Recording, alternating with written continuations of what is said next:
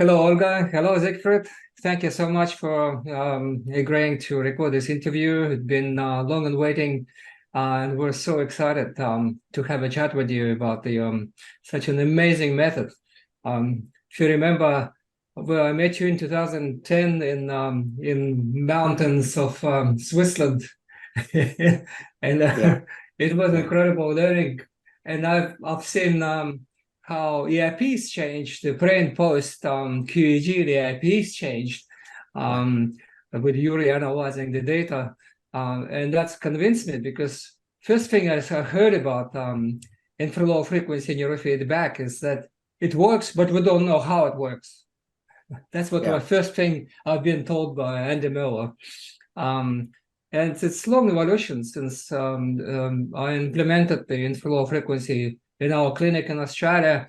And first it was, the first surprise was when the little girl with um, Down syndrome, ADHD, and all kind of labels, she couldn't sit in the waiting area and throwing things and yelling and screaming.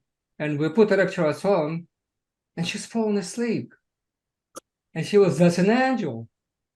That shocked me. And since then, I was bought into it, and I became absolutely dedicated and passionate about infra low frequency training. So thank you for developing the method, and I'm very excited. Olga, do you have anything to say to start off? To start about yourself? Yeah, I'm also very happy to be here. Thank you very much for inviting me, and I'm happy to see you, Siegfried. Long time no see. So again, I agree with Rustam totally. Thank you for developing this method, for taking this bargain and to create a new field, actually.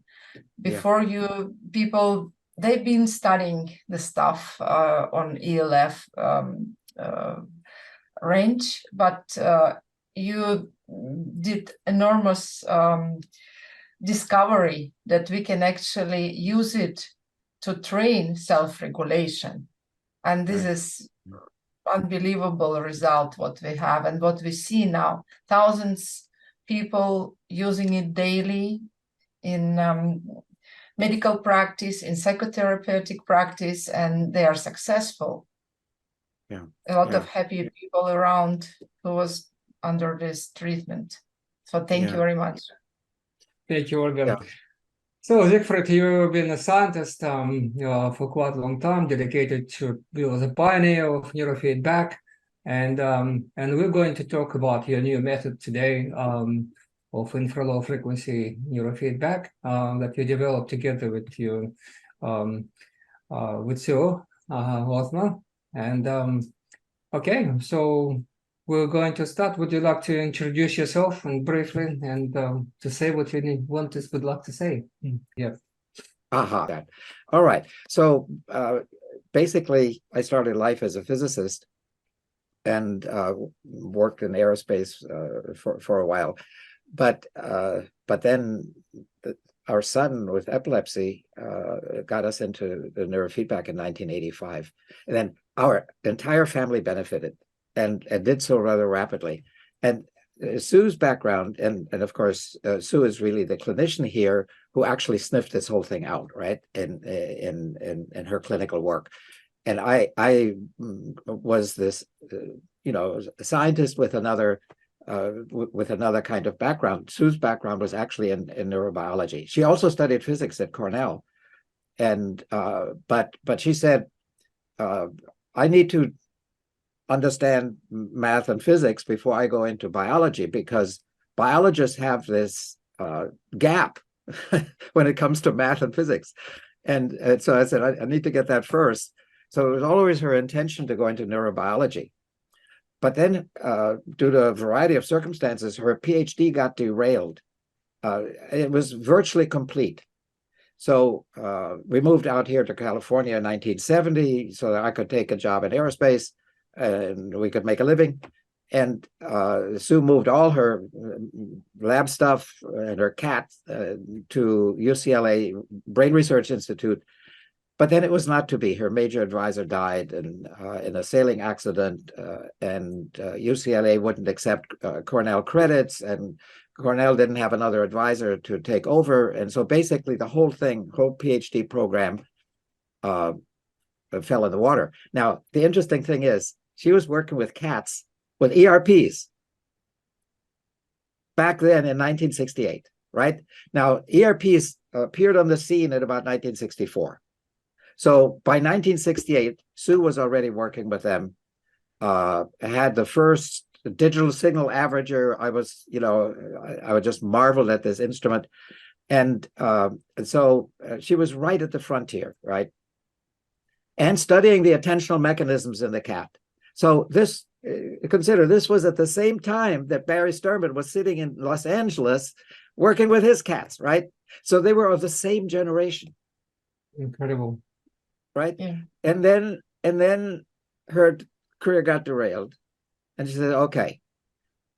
I mean, it totally ended. She donated her library, her extensive library to UCLA, and was done with it. She just moved on, and she started another career in another occupation, training naturalists, getting children out to expose them to nature and so forth. And that lasted for nearly 20 years. And then it's the problems of our own son that compellingly dragged her back into this field with the exposure to neurofeedback in 1985. And within a month, we're like, my God, what's happening here, right? And so now first there's the huge skepticism that is characteristic of any scientist, and we were duly skeptical, and that lasted about a month, even though good things were happening, right? We didn't know quite where to put that, and so our skepticism was intact. But then somebody else said, Brian is different. Are you guys doing anything? Says, oh my God. So here was a confirmation of what we had already observed, and that loosened the tongue. So we started telling each other what we were observing, and we'd been observing the same thing. We had been silent about this for a month, so just watching, right? And so now with external validation, it was all real.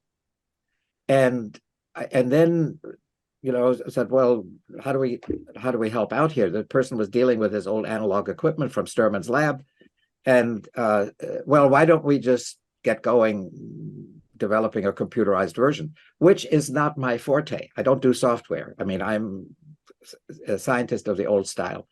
This is all post my PhD work. So anyway, we recruited a software writer from aerospace, and he spent 3 years developing the neurocybernetics, which basically swept the field, right? Two other major manufacturers abandoned the field because of neurocybernetics. Oh my goodness. And thousands of clinicians joined up, and there's all SMR beta training, right? Sturman protocol and so forth. So we thought, okay, we're just going to turn the crank here and train the world, because good things happen with Brian, good things happen with other people, and we basically thought, okay, this is it. If we just do this, it'll change the world, right? So we thought the world just rotated around SMR beta training, and we did a world of good. There's no question about it. But then inevitably,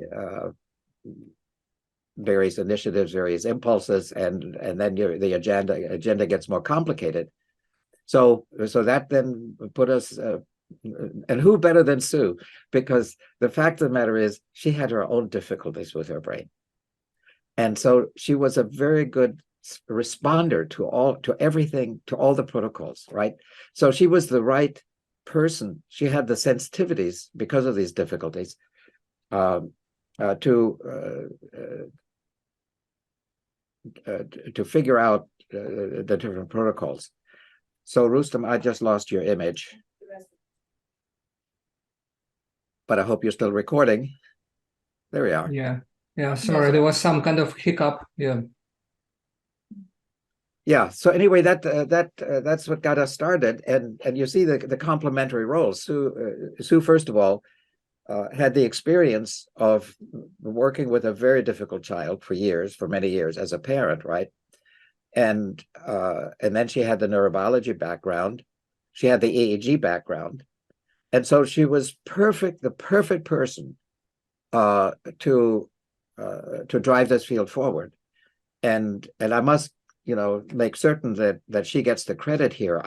I was sort of, I contributed certainly, but the real breakthroughs were clinical insights that were contributed by Sue.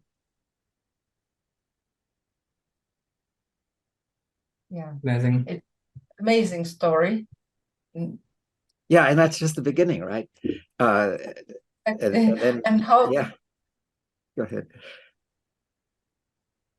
And once again, like some obstacles that create unbelievable outcome. So yeah, the agenda got complicated. So what happened in 1993? We were on national television with our instrument. 6 o'clock in the morning, I was running a client. Sue was scared of public exposure. She just, so I had to do it. So I was demonstrating the system on national television, and then that we got about 5,000 pieces of mail over the next few weeks, and we said, "Oh my God, we have created an appetite we cannot feed," and that humbled us because people immediately leapt to the right conclusions. Well, if you can do this, you can probably do that. And so people came to us with the most horrendous, heart-rending stories about their children. I said, "Oh my God, how do we deal with this?" There were 40 people in the country doing neurofeedback at the time, right? And they said, "Oh no, we don't do cerebral palsy. We only do ADHD and so forth, and we don't do this, we don't do that, we don't do work with anxiety or depression or anything, or sleep disorders or whatever. We just work with ADHD, right?" So there was no answer, and so we saw ourselves, galvanized into action. But that also meant that we were now engaging with new clinicians. And one of them had a son with bipolar disorder. Just an incredible story. He didn't know it was bipolar disorder, but Joe Lubar, who's the other main scientist who got this work started, was lecturing in Ohio somewhere. And this guy said, "Okay, here's my chance. I'm going to go see Lubar and take my kid along and have Lubar take a look at him." So when Lubar asked for a volunteer to a QEEG demonstration, he shoved his kid up front and says, here, take this kid. And Lubar did his EEG, and after the lecture, he said, pull the guy aside, or pull the dad aside, and said, "I have to tell you, I'm seeing a bipolar pattern here." And I don't know how he recognized that, but anyway, he was right. And I said, neurofeedback can't help with this. Well, the fact of the matter is that neurofeedback was already helping. The guy already, was professionally engaged, and his first subject was his own son. And it's just, we were running into various problems. The SMR training would calm him down to the point where he would fall asleep at school, and the beta training would go get him off into the ozone. I said, "Okay, this is," and we're trying to balance the two, hot and cold, and so no, something else is needed, and that was the beginning of the interhemispheric training, to the instability protocol, right? So it emerged out of a multi-year collaboration to figure that kid out, and I'm still hearing from the dad, who then made a career out of the neurofeedback with a focus on bipolar disorder. And so, there's one incredible story after another here. But anyway, that led to this generalization that this technique, this stability protocol that we developed for bipolar disorder is generally helpful for the whole raft of instabilities, right? Seizures, migraines, panic, vertigo, and dysautonomia. The whole gamut of autonomic dysregulations responds to the same protocol. And so we now had a class of conditions for which one could basically say we have a generic kind of approach to this problem. And so we started looking at the brain as a control system. And stability is the primary criterion, right? The brain needs to keep functioning. So, and now we had the stability protocol. And what's the other main issue for a control system is, where does it hang out?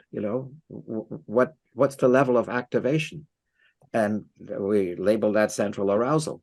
And so arousal level training and stability are sort of the core issues of every human being that walks into our practice, right? And you do that before we do anything else. And then when it turns out that the brain, of course, does more with the signal that we give it than we intend. And so all sorts of good things happen when you do that. The brain just starts functioning better when it's more stable and operates at a better operating point. And so you get a lot of freebies, a lot of things that you didn't intend to get and didn't know you were going to get and had no idea you were going to get, but we take it. And it's just part of, moving the person to better regulation. So that's how the thing just evolved. Yeah, I have a question actually, and I think it can be interesting for other people who will listen us or who would like to know more about this field. How it's happened that you go into the ELF practice, you go down from the from first SMR training, and then because this is also a fascinating idea. Right. So what happened is that in this whole SMR beta regime, the idea was the beta training on the left hemisphere was activating, which is what the left hemisphere often needs, and the right hemisphere is calming, which is typically what it needs. And so we were just with people, we were balancing the two. And then Sue ran into this one client who became manic with SMR training. Says, wait a minute, I'm doing this with SMR and I'm sending this person into mania. So she realized she needed to adjust the frequency. And so that became then the beginning of the discovery of the principle of optimal response frequencies. That it isn't just SMR beta, for some people need something else. And so then as soon as you realize that, now, where is this important? It's important with the people who are unstable, right? The people for whom instability is sort of not an issue, they do fine at SMR and beta. But with the instabilities, we may not be able to get away with that. And so the training there, it's very unforgiving. If you send people into a migraine or something, that you lose you lose the patient, you lose the client. So, okay. So it was an urgency to figure all this out. And it turns out the way out was to operate at a different frequency. And now what happened was, as the search for the optimal frequency, became the first duty of, because to a certain extent, instability is everybody's issue. We may not all have migraines, but it's sort of lurking there, right? We all have that vulnerability, even if we weren't, even if we didn't get it genetically. So it's a risk factor for all of us. So we got to keep it in mind with everybody. So it basically said, look, why don't we just look for the ORF with everybody? And then we found that, looked at the distribution and said, wait a minute, they're piling up at the bottom of the range. We gradually moved down, because again, in conventional neurofeedback of the time, we knew that the theta band was dangerous, right? And the delta band was dangerous. Thou shalt not go there. And yet we were training people in the theta band. It says, what's that about? Well, of course, it's a different kind of training. It's differential training. A minus B, left minus right, whatever. So it's actually stabilizing. It's not traditional amplitude training, right? So it's actually quite safe if you do it in that fashion. And then we moved all the way down to the delta band. Again, this took some period of time, and we moved delicately, and we were afraid, and you know what's going to happen to us when we train the delta band, right? And of course the delta band was a mess, right? There are people who absolutely did wonderfully. I mean, here we had people piling up at 0.1, and it was wonderful for people, and just absolutely terrible for others. Says, oh my God, you know, what do we need to do here? Well, but you look at this distribution where people are piling up at the bottom of the range, sort of like snow up against a fence in winter, and you say, well, obviously, for many of these people, the chances are we need to go lower. So that then compelled the entry into the infra low frequency region, and that happened in about 2006. And then it was just Katie bar the door, because what happened is as soon as we got down, you know, we set a modest agenda, so we were down, you know, 10 millihertz or something, and then people piled up there again. It says, oh my goodness, we need to go lower, and that's been the journey essentially ever since. We keep going lower, and now what does that buy us? It turned out that the issue that drives the frequency lower is arousal regulation. And what we're dealing with is all the traumatized people on the planet.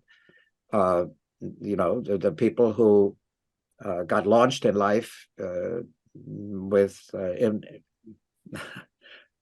parenting that fell short, abuse or neglect, or they had difficult circumstances, the death of a sibling, separation of the parents, violence in the home, alcoholism, drug use, or whatever.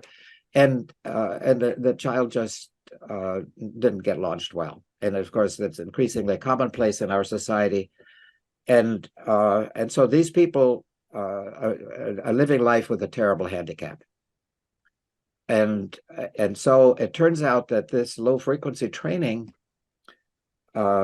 just calms the nervous system in a way that to which I see no alternative. I mean, the brain just needs this experience as a rescue remedy from what it's in the grip of. You know, it's the traumatized brain. Yeah. It just moves into hyperarousal, right? As the escape into safety. That's its safety zone. I just need to be watchful of the hazards of this world, which are everywhere and unpredictable and so forth. And the brain just lives there, and they have no choice, right? This is the safety zone that the brain has found for itself, because it was a survival skill at one point, and now it lives there. And so now you have to calm that system physiologically. You can't talk a person out of that. It's you know. We know that now to be essentially a fact. You can't talk people out of this, and so it needs to be approached physiologically. And if you give the person, under benign circumstances in our office and the appropriate clinicians hovering over you and working with you, it opens the door to the restoration of a calm state of the nervous system. Where those of us who are not traumatized, you know, got to live. I don't know where I fit, because I was born in World War II, and my first memory was of the bombings in Berlin when I was less than 3, and I was, you know, my first memory that I remember was from sitting in the bomb shelter in basement of the of our apartment building, and I followed some adults who you know, this is German parenting. I could do that. They let the kids do that. So I was following some adults to the front door, and they opened the front door, and so the whole street was on fire. And that was essentially a photographic memory for me, and for many years. It isn't anymore, but it was for many years. So I think there was some trauma back there, but I had a loving mother, right? And so I survived by what I needed, which was a good and caring mother. And so I got what I needed, right, despite the adverse circumstances. And so it really goes back to parenting. And so what I think we're about with infra low frequency training is the resolution of trauma. I mean, that is where I believe this method is now indispensable. And if you look at the whole trauma phenomenon, the fact of the matter is that none of us get launched in life totally unscathed, right? And we don't want to trivialize the concept of trauma, but the fact of the matter is that a good fraction of the population at some level fits into this bin where their life is compromised by early childhood experiences to some level, right? Even if they, find themselves to lead reasonably functional existences. So it turns out that the same protocols essentially serve everybody, right?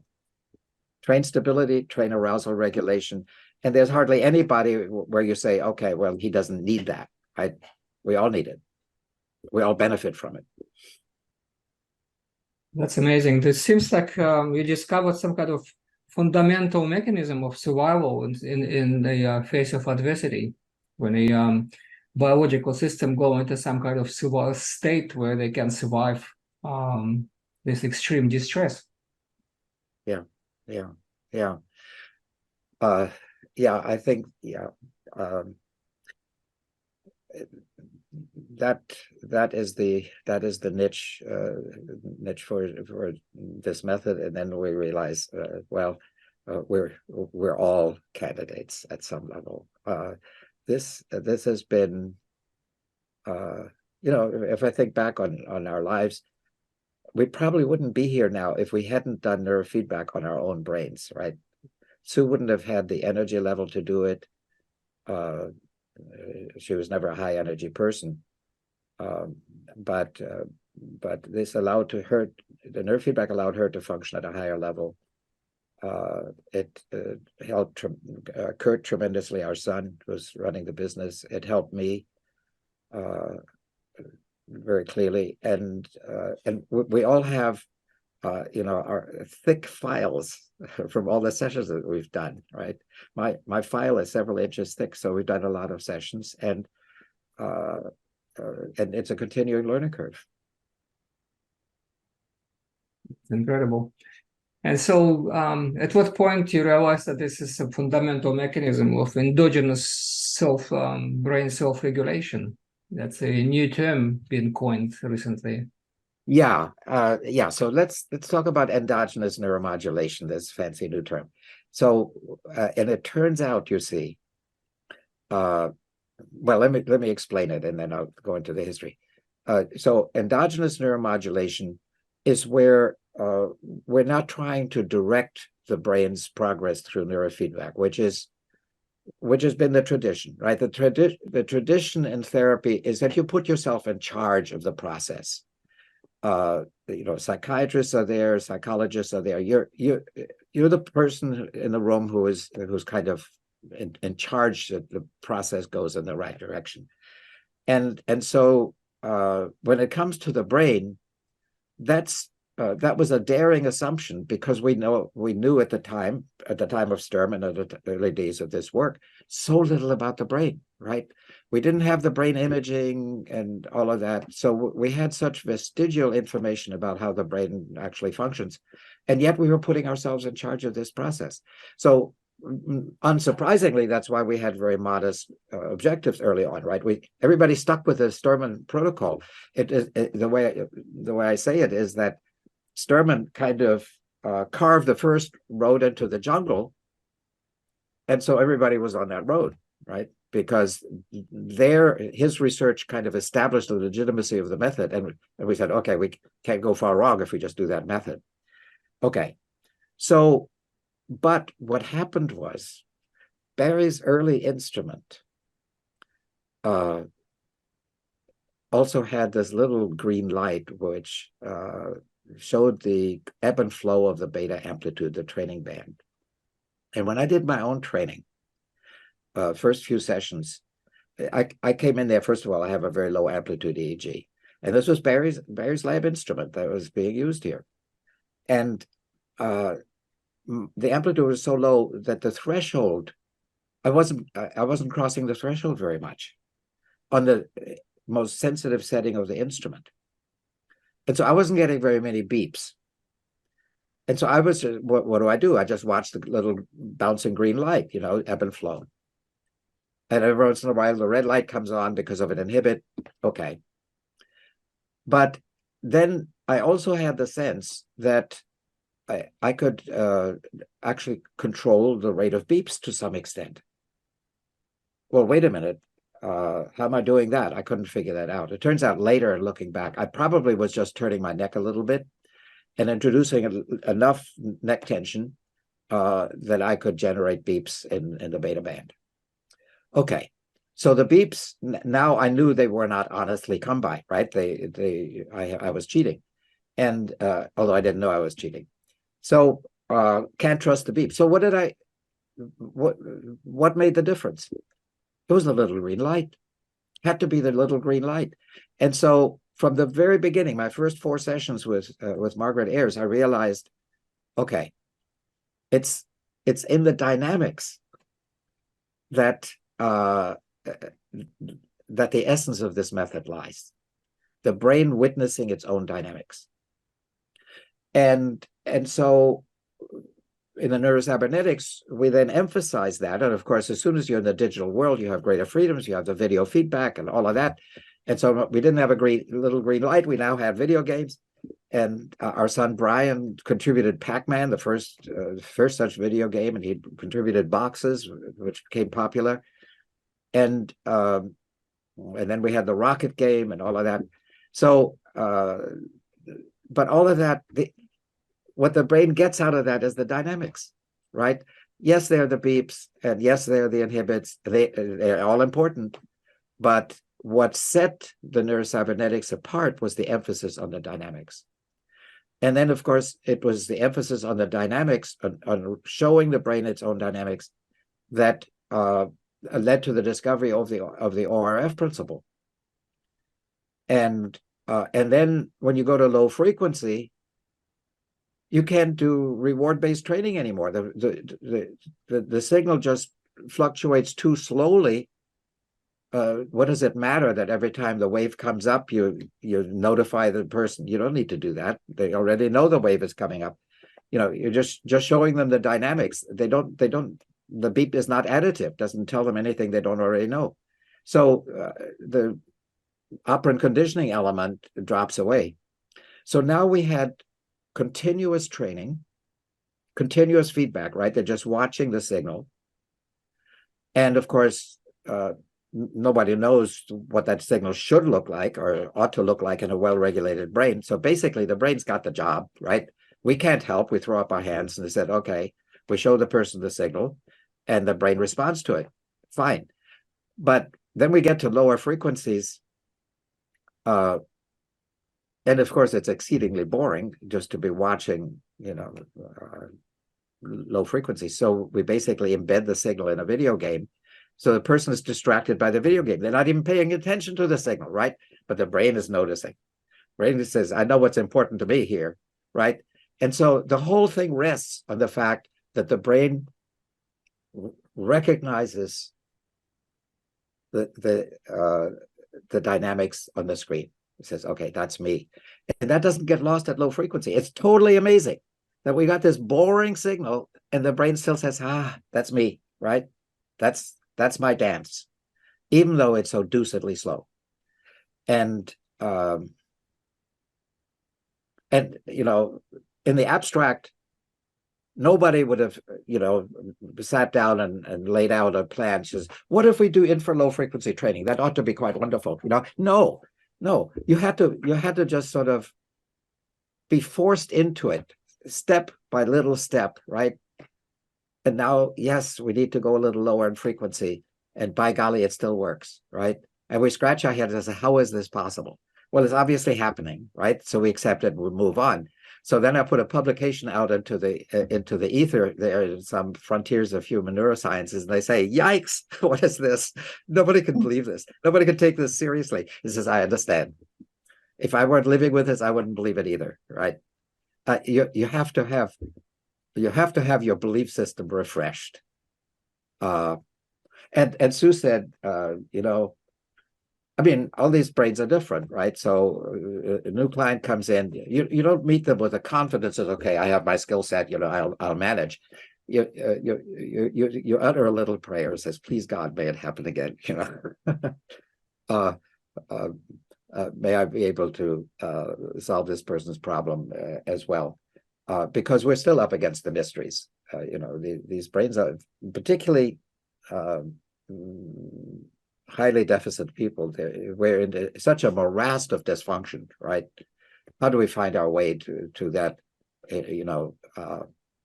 adverse attractor landscape, right? If you're not doing absolutely the right thing, you're going to get the person into deep yogurt, and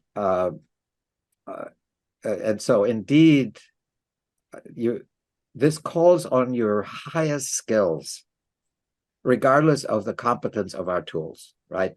It still drives you, demands from you the highest skills as an observer, as a therapist. It doesn't become easier. It's just you're empowered to do more, but it doesn't become easier. Exactly. Everything what you described right now, it's also remind me of this concept of unsupervised learning, from the neuroscience and also from the computer science. They have this idea about the prediction pattern. So when you have some input, and then the brain or neural network can predict the outcome. So it's not the straightforward when with supervised learning, you know exactly the parameter of input and you expect the same output or some known output. But here in unsupervised learning, it's exactly the function of prediction is playing role. Or another concept from other science is implicit learning. Also, when we learn some things that we can't explain how we do it. So what was that word again? I'm sorry. Implicit learning. Implicit. Implicit. Like, oh yeah. Okay. Yeah. So there is many interesting concepts that fall in exactly in things what you described, and actually they were studied more by parallel scientific fields, not so much by people who are doing neurofeedback side. Mm-hmm. Yeah. Well, okay. So you mentioned the prediction model, and it turns out that's critical because if you ask the question, where does the challenge come from in this work that the brain is responding to? And of course, we're not setting a challenge. We're not setting a goal with thresholding or whatever. So the challenge must be self-generated.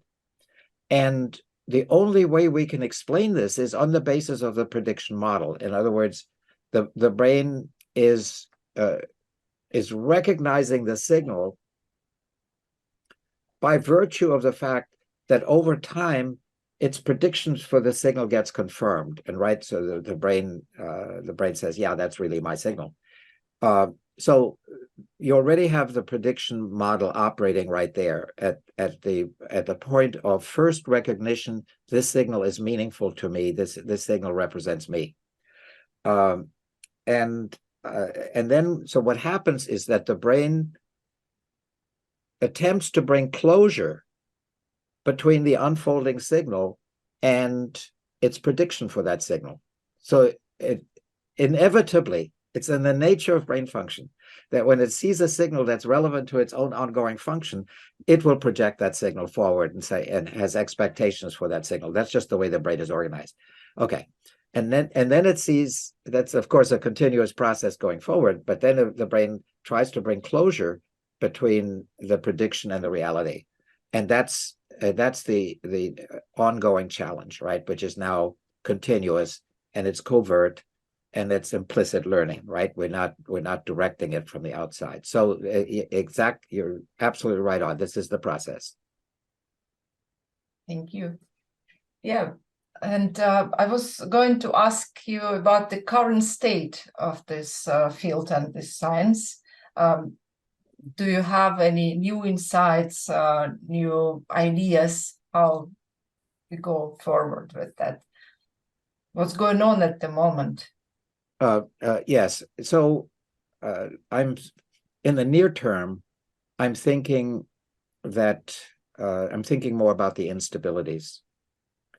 I think we have the feeling that we have a handle on the arousal level issue. We've gone down to these ridiculously low frequencies and so forth, and we're doing a great job with that, dealing with very difficult clients, yeah. So the remaining challenge is, how do we optimize the work with the instabilities?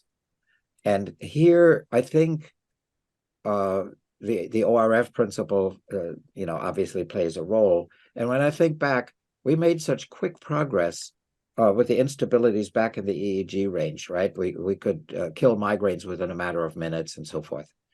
And it was fairly obvious to find the ORF.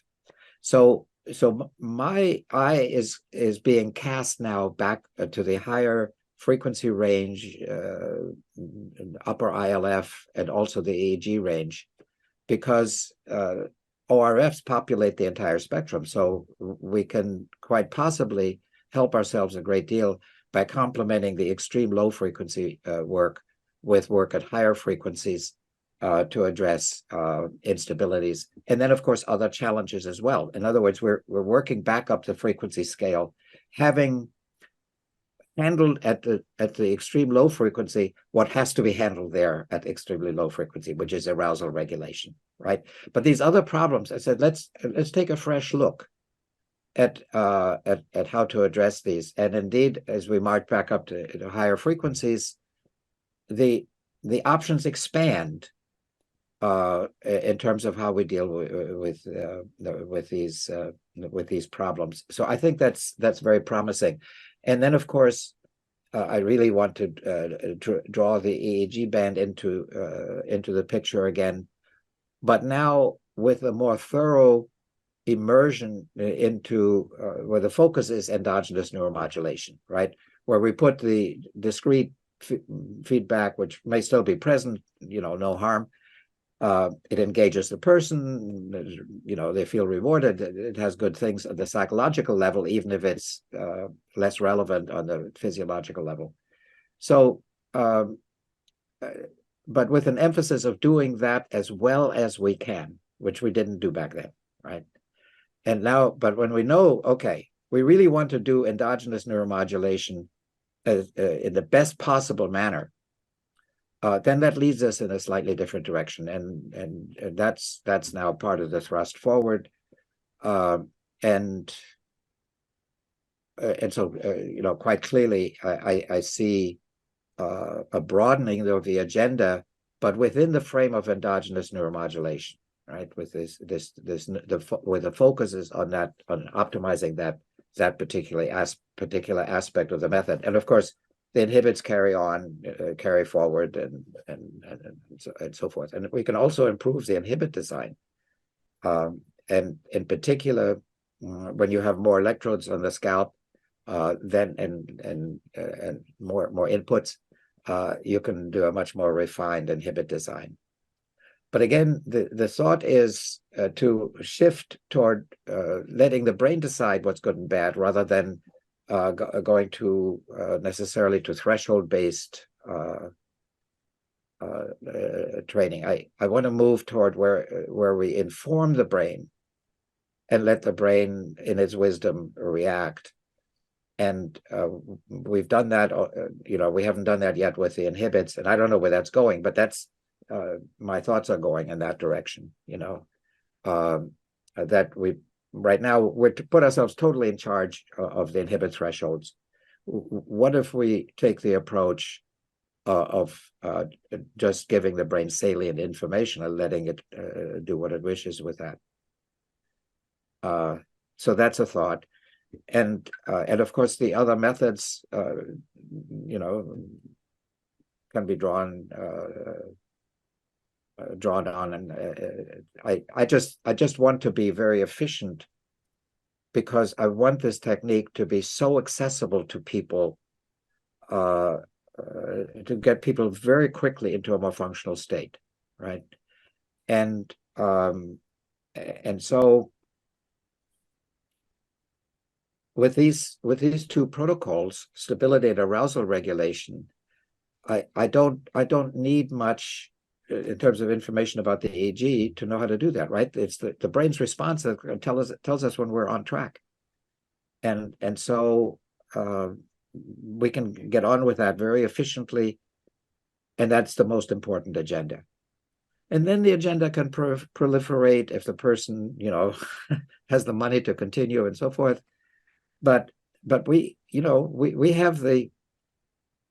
I think of this as being essentially necessary for every school child here in Los Angeles, right? We've got so many kids who are in absolutely desperate straits. COVID made things worse.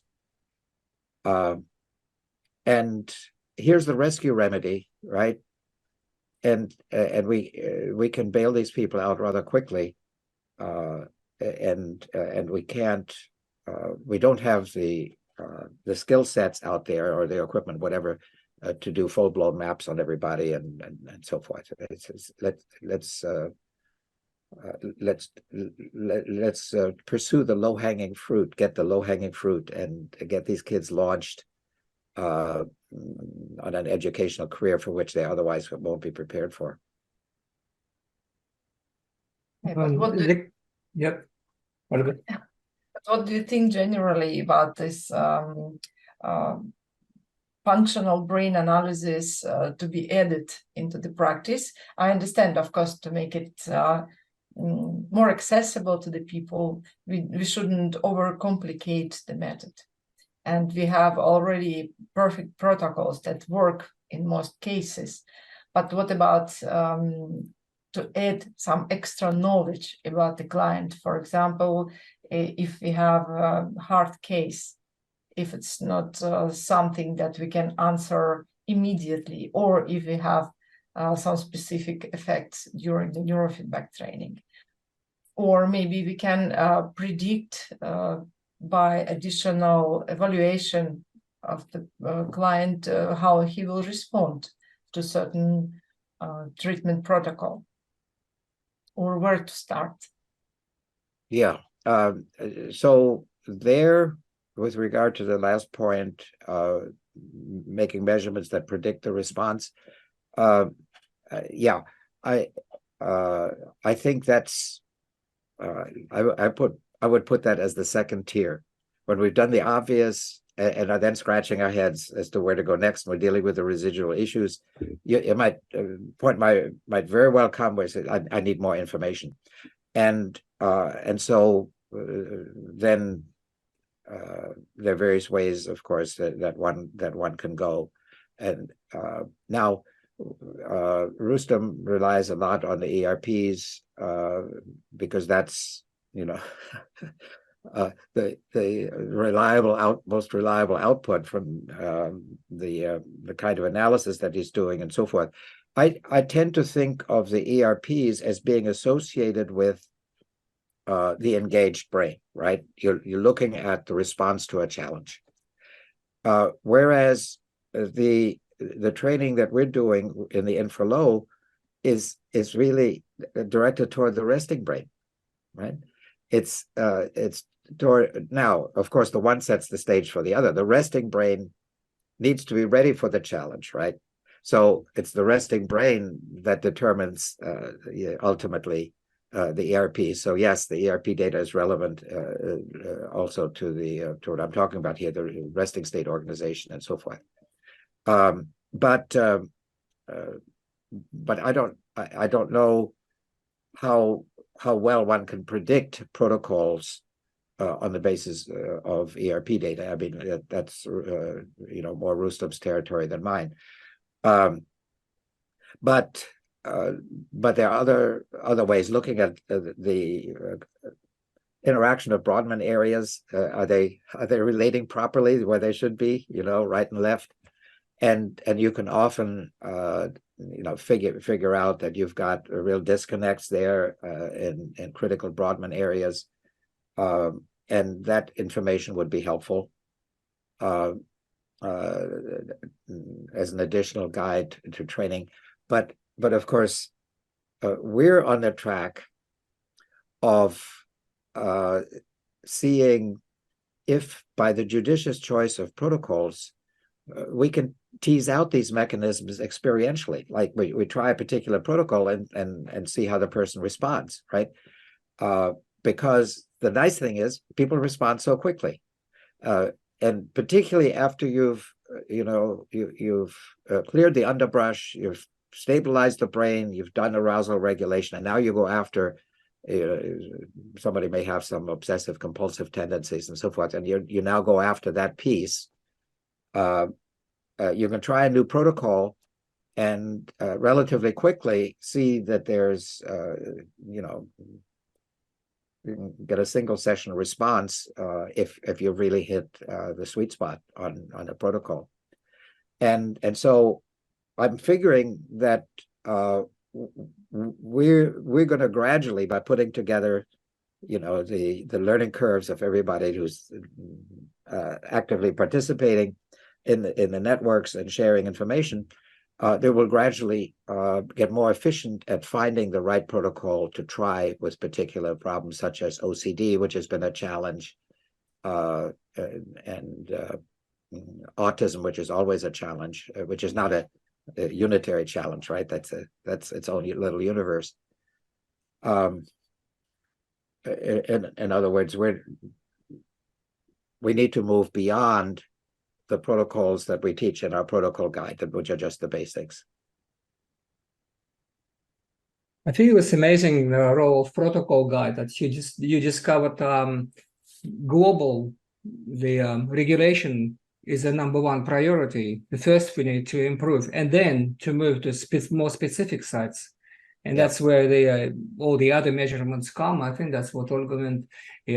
That's all the other methods of investigation of brain function can help a little bit to see what was the impact from, say, brain injury, because it's quite complex impact, or sometimes we see like asymmetries, left-handed, right-handed people, that's added additional complexity for some reason. Sometimes we see trauma manifest more on the left side than on the right. That's another enigma to deal with. It could be related to auditory cortex on the left being impacted more in sensory wise. Yes, this complexity is quite enormous, and it's always fascinates me how I go back to basics of what you and Sue have discovered.